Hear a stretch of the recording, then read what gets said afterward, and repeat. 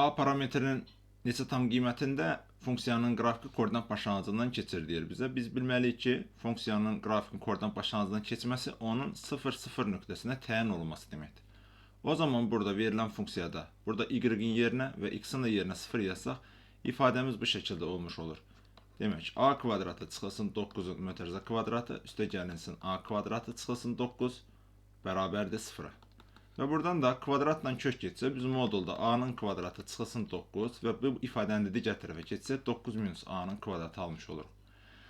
Bərabərliyin sol tərəfi modulda olduğu üçün hər zaman müsbətdir. Demək, sağ tərəfi də hər zaman müsbət olmalıdır ki, bərabərlik doğru olsun. O zaman 9 minus a-nın kvadratı böyük bərabərdir 0 yazıram və buradan da 3 minus a, 3 plus a vuruqlarını ayırıram, böyük bərabərdir 0.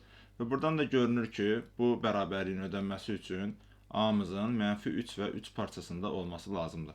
Bizə deyir, parametrin neçə tam qiymətdə funksiyanın koordinat başlanğıcından keçdiyi, -3 ilə -3 arasında da 7 tam qiymətimiz olduğu üçün doğru cavab 7-yə bərabər olmuş olur.